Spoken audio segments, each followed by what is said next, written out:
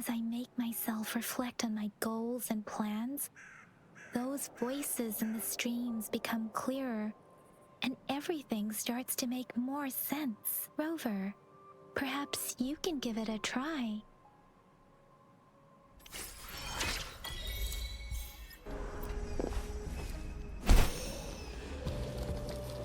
I sensed something ominous from the leaf back there, but I couldn't pinpoint its source. And now, the hatred and pain is so strong in this place.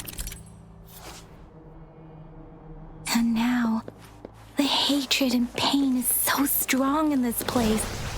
I don't even need to concentrate to feel it. Rover, something terrible must have happened here. We have to be cautious. This is a tacit field. Let's take out those tacit discords first. Hey, leave it to me.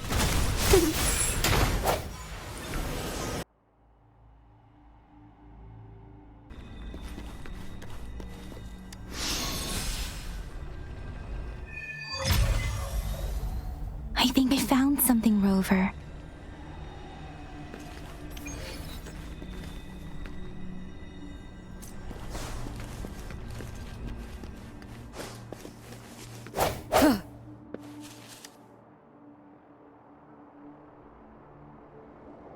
Watch out.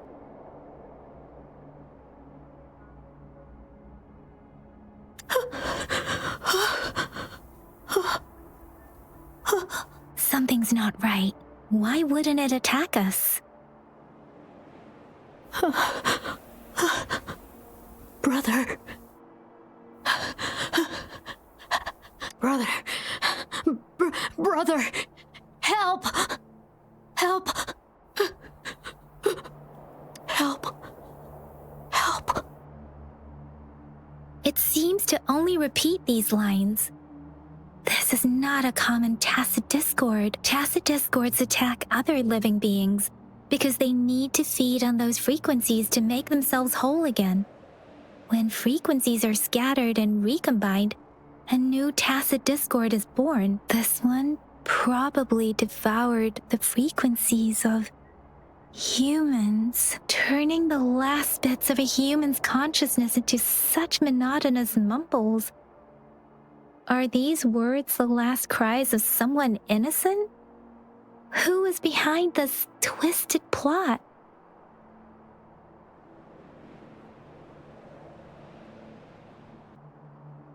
I'm sorry. No, that's beyond my ability. I just sensed some complex feelings from it. A mixture of deep sadness and eager anticipation. Rover, I think I know what's going on here. It seems to be begging for help, but it's not asking us to help it. I can sense the pained cries of this tacit discord. No, the cries of this whole village. The village is crying, waiting for rescue. Something truly awful must have happened here, and the victims' reverberations still linger based on the evidence we've found and the condition of these ruins. That didn't happen all too long ago.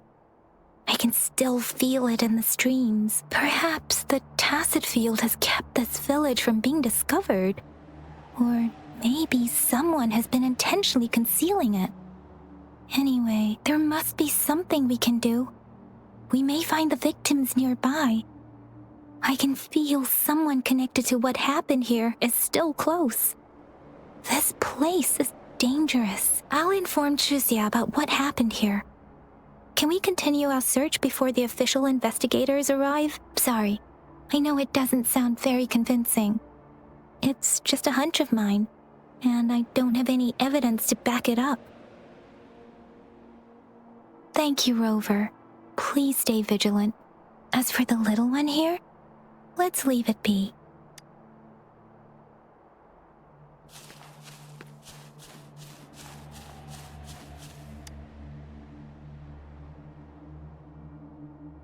The area is a mess, but it doesn't look like a war zone. Someone was hurt and dragged away. Look, there are many footprints here. These are traces left by a fight. Someone was injured.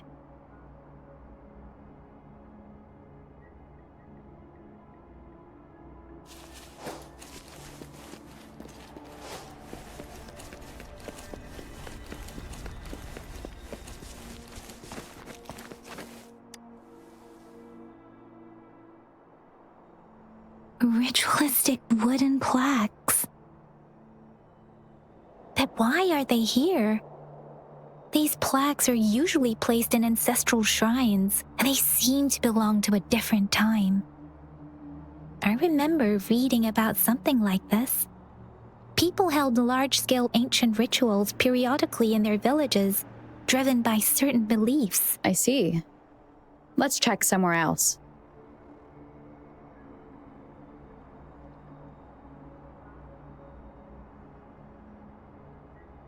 These cards.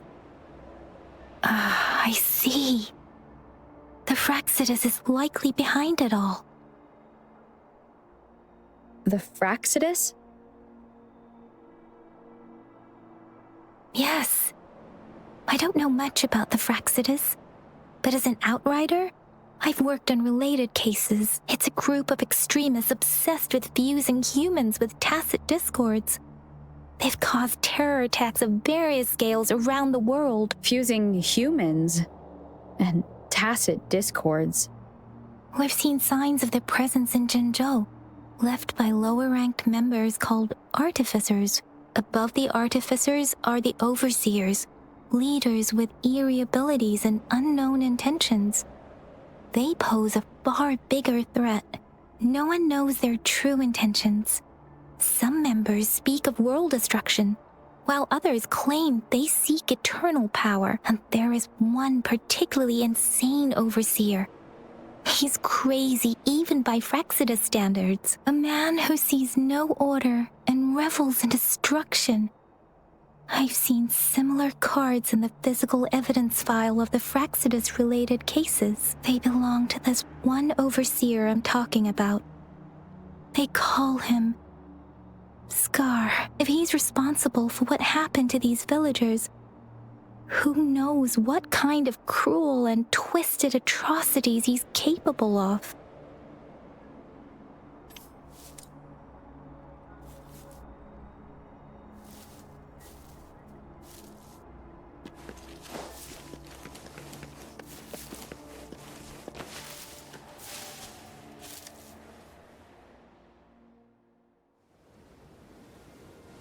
Huh?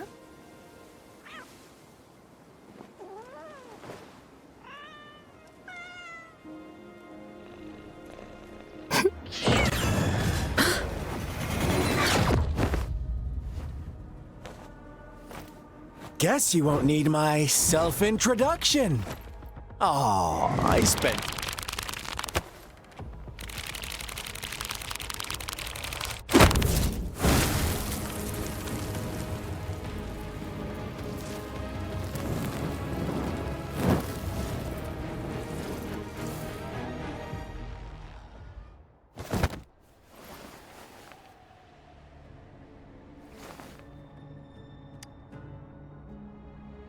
If you need to hear it from me, then yes, I am Scar. Cruel and twisted maniac.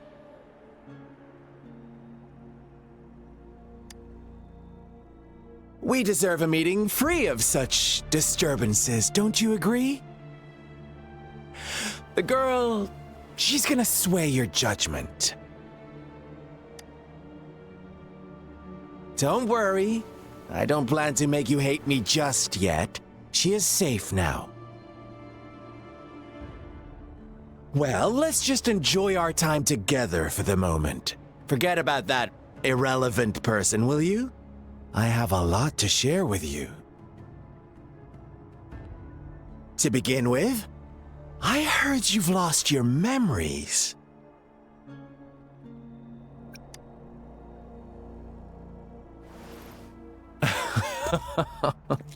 Indeed. I'll tell you then. Before you knew anything about this world, you were already the center of conflict.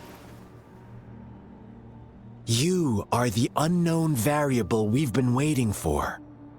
Forces have been fighting for possession over you.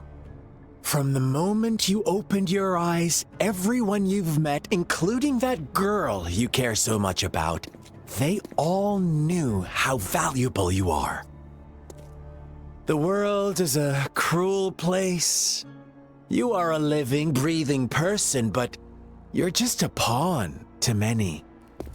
That's why I'm here, because I see you as a dear friend, and I want to tell you the truth. I am so sorry for everything you're about to face. But truth hurts sometimes.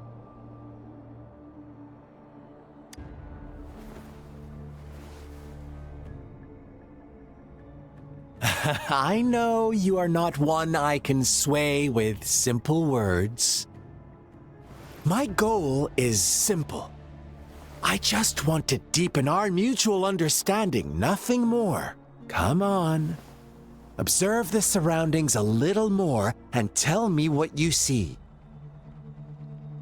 As you learn more about this world, your true desires will surface, and our little game will become even more entertaining. And before that, I don't want anyone to disturb my precious alone time with you. That's all. Why do you have to assume we are the culprits? Maybe you should be asking me what actually happened here. I won't tell you everything just yet. That's too boring. As I said, why don't you take a look around and see for yourself? So go ahead. What do you see?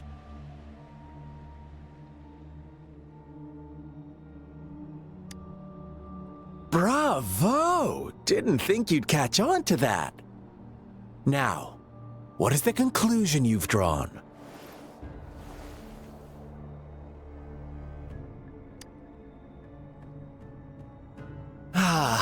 How typical. The age-old tale of savage wolves and helpless lambs. Good and evil as clear as day. It's a tired story that people cling to in their mundane lives. Oh, how it keeps them in check. But let me ask you this. Do you truly believe the real world can be that simple? Let me give you a couple more tips. The truth is far more complicated than you think. First, who are the players in our tale? An innocent girl, a revered leader, and a flock of simple villagers. Next, what makes up our main plot? False devotion, fleeting kindness, collective deceit, senseless killings, and the one vulnerable soul pushed onto a path of destruction by the masses. Now, Rover, the story is yours to spin. I'm eager to hear your version after you've learned more.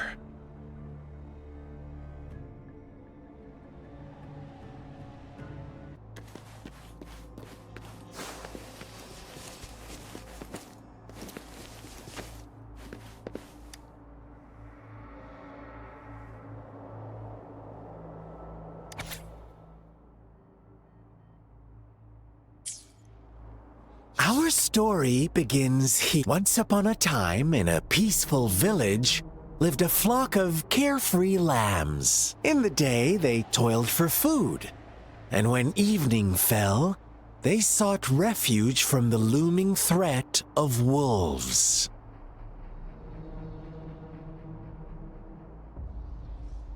Fables, stories told and retold through the ages.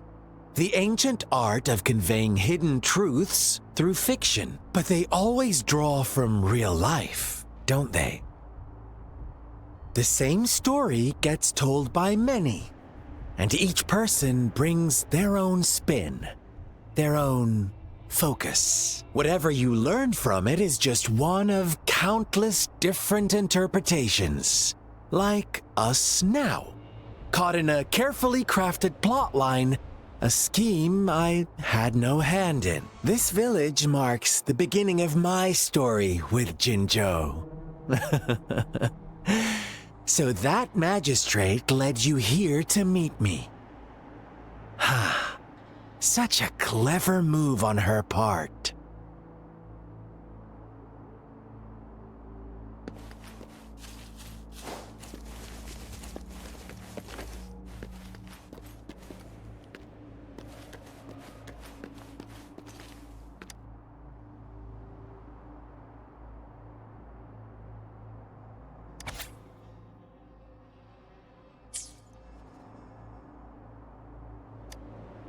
One day, a shepherd visited the village. The shepherd brought them promises of abundance and protection. The lambs, drawn in by his words, soon lived in comfort and security.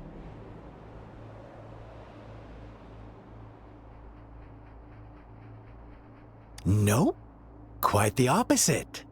The shepherd's arrival is only the beginning. With a wave of his hand, the shepherd could grant their every wish.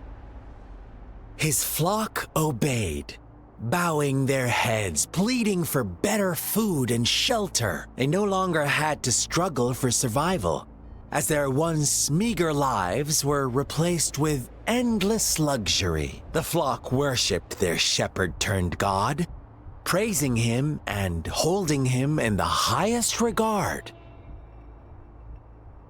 What's wrong? Does my story make you uncomfortable? Imagine you were one of those lambs, facing irresistible temptation and pressure from your peers. Wouldn't you bow down and beg for food from your master?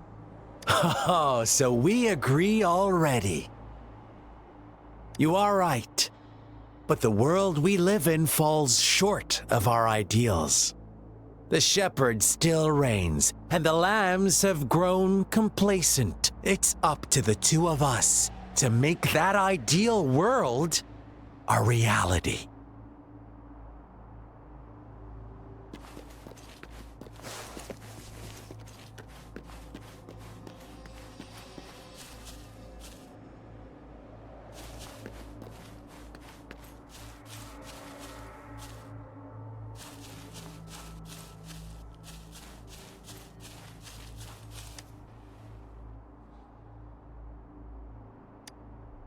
The lambs reveled in endless bonfire parties, celebrating their new god every night, except the one little black lamb. As each night passed, it was the only one to notice how its flock was dwindling away. Rover, do you think someone would give you what you want without taking anything from you?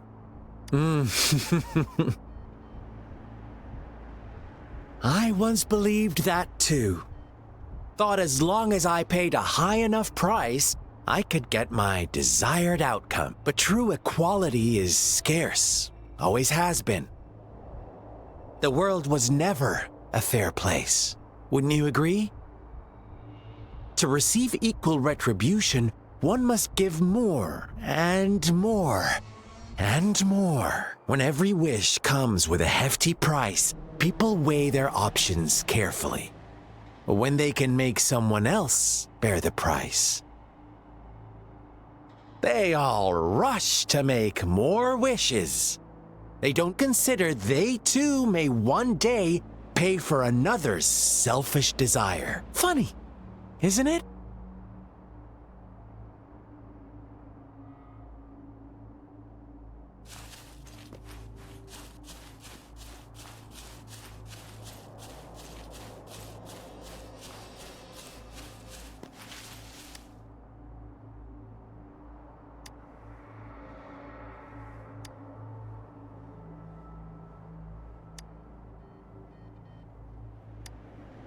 Later, the shepherd openly blamed the black lamb for the flock's decline. On the next day, the white lambs welcomed the rising sun as usual. But the black lamb was nowhere to be found. The shepherd introduced an unspoken rule to this village. One that our black lamb violated by telling the truth. Suddenly, the once doting god stopped fulfilling wishes because no more sacrifices were being made. After witnessing the black lamb's actions and hearing from their almighty shepherd, what do you suppose the white lambs did? Those oblivious lambs. Little did they know the most fearsome demon was right under their noses.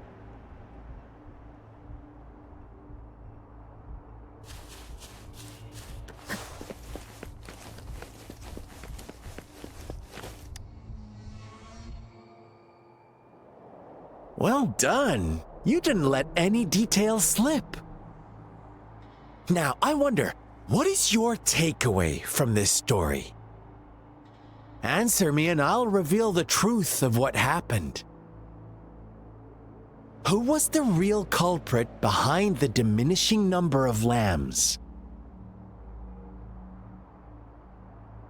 Oh, so you're siding with the white lambs, blaming it all on the one who challenged the status quo. But in another version of this story, the black lamb got to unleash its vengeful wrath upon the flock and the shepherd, eventually becoming the new rule maker. Is that the kind of ending you were hoping to hear? Now, my second question. What price did the lambs pay for their wishes? Of course, as always, life was the most valuable thing they had to offer. Here's my final question. What happened to the black lamb? Don't rush, Rover. Take your time. What is the truth you've uncovered?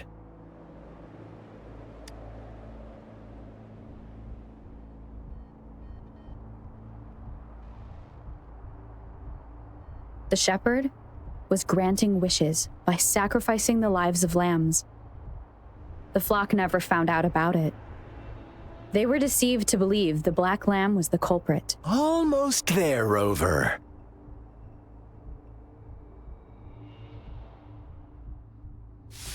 Little lambs cowered and huddled in their village, terrified of the relentless wolf packs. Until a shepherd arrived, bearing the gift of wishes and providing shelter and sustenance. Slowly, the shepherd gained control over the flock, and the lambs lived contented lives. But this is not the end of our story.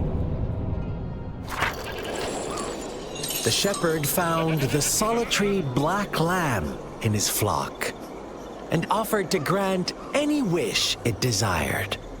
In exchange, he wanted one of its companions as a sacrifice.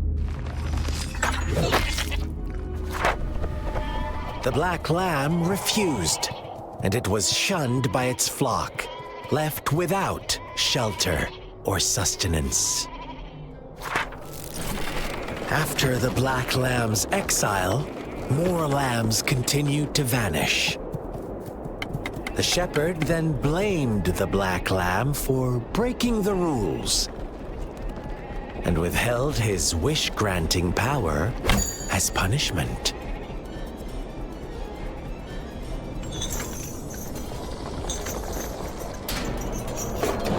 From the very beginning, the lambs knew the risk of making wishes. They too could become sacrifices for those of others. But they always believed it wouldn't be them.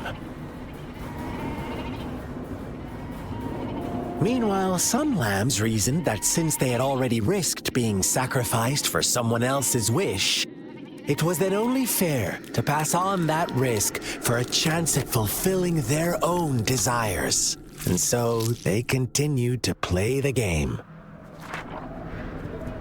They all knew the consequences, but chose to remain silent. Fearful, yet greedy, they followed the shepherd's orders and made wishes again and again, until one day, a brave black lamb spoke up, shattering the flock's facade, their illusion of a peaceful and happy life.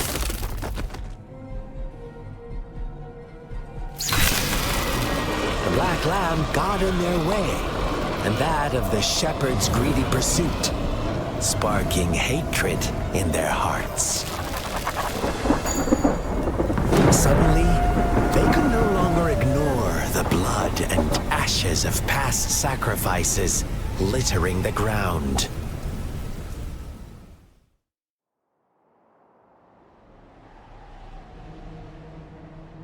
How do you like my story, Rover? What really happened here, I suppose you already have it figured out? The black lamb who rebelled against the rules, and the white lambs who succumbed to their greed. The innocent maiden sacrificed, and the villagers who turned on each other in a ruthless frenzy. They had it coming. All the shepherd had to do was execute the rebel. That's how he kept the flock in check and maintained the status quo. Fun answer, but no. Not even close. I was never the shepherd. Never will be. You and I, we are the black lamb. The one who breaks the rules. Interesting, Rover. I'm liking you more and more. Well then, let's see if this black lamb is going to end up like you say.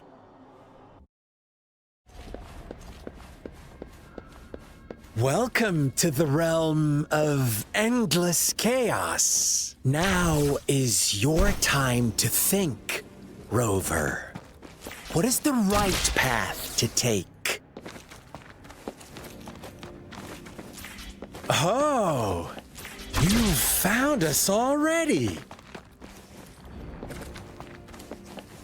Shake and shiver, blink an eye. A flock of lambs comes passing by.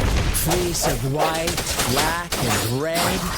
Please watch out, my dear. Your pioneers are lying at your feet. Don't look back.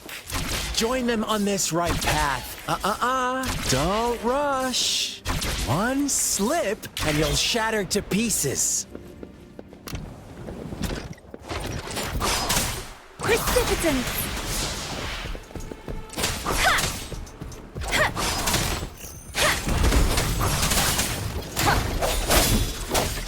One with the sounds. Such speed! Such brutality! Can't you see? We are kindred spirits after all.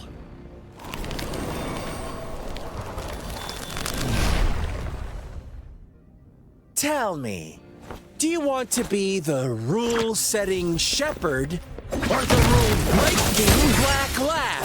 If a sane person manages to survive in a realm of lunatics, would you call them the last one of reason? Or the sole apostle?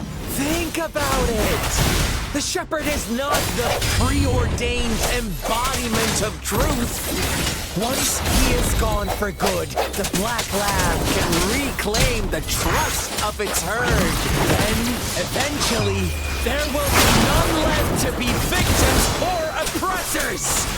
Rover! Such a peasant girl. Rover? Rover!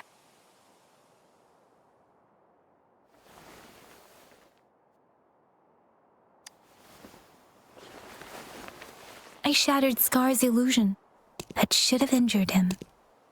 Oh! Should I thank you for showing me mercy? Stay away from her!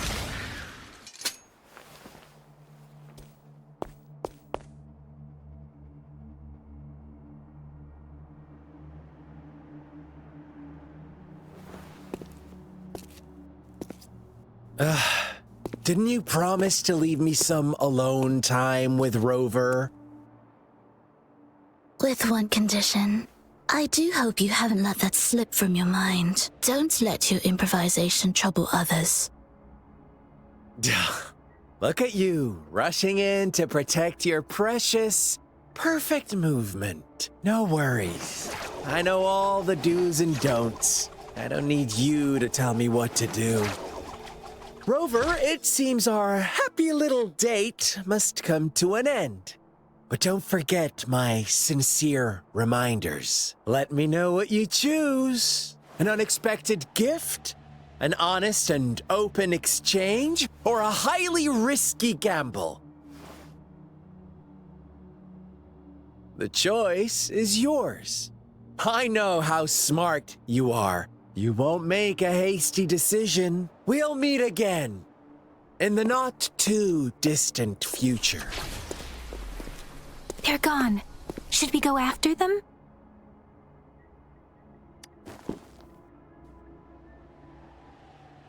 Scar's resonance abilities appear to involve teleportation and the manipulation of space. He trapped me in confinement, and I could only sense that it wasn't far from here. It took me some time to break that barrier. Sorry, Rover. If only I could have reached you sooner.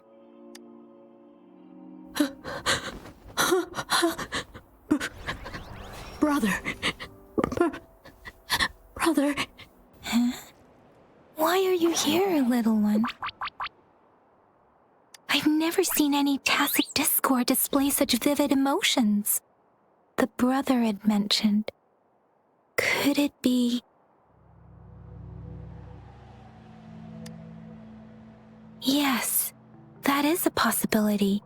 Since Scar had been here before, let's talk about it later. Rover, can you fill me in on what happened? It seems all the tragedies in Tea Tree Village were linked to that ritual. Making up stories based on real life to support his twisted beliefs? That does sound like something he might do. We cannot take his words for granted. Now, we must locate where the ritual took place and see for ourselves.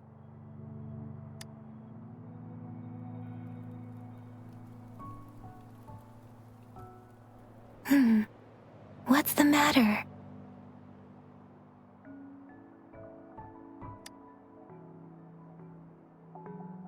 Two distinct frequencies of tacit discords. I see. I can feel it in the streams. Over there. Follow me. In the south.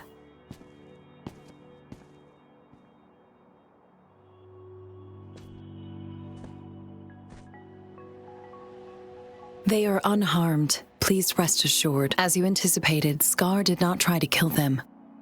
Yes, I stayed out of it like you asked.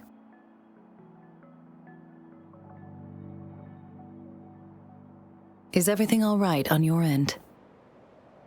Please be sure to stay safe, my lady.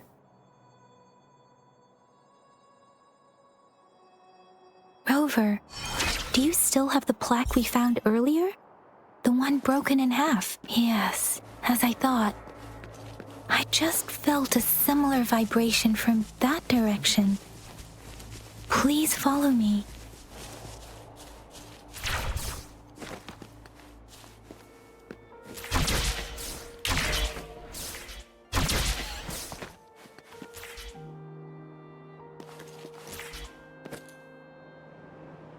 It's the missing half. We can piece them together now.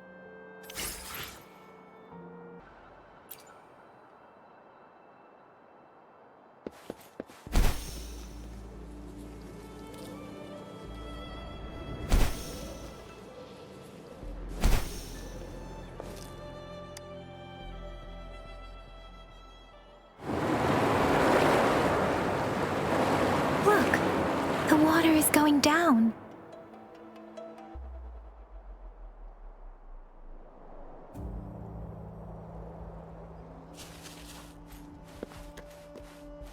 I can't believe it. I can't believe...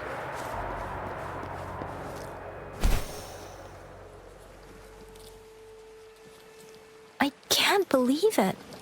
There is such a big opening down here. That tree. It's stunning. It's almost eerily enchanting. Please, save us. Are you trying to tell us about something hidden here?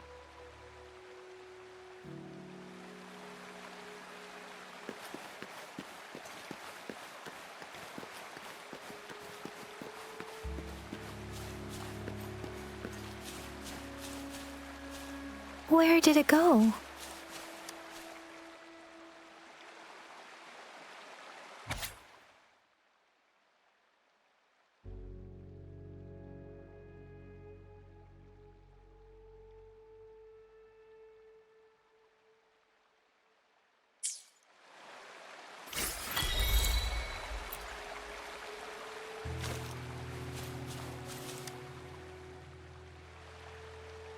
That girl just wanted to save her village. But those sacrifices didn't lead to redemption. I guess the tacit discord we saw stayed here to convey her last wishes. Please excuse me. It's getting a bit too cold here. Can we head back now?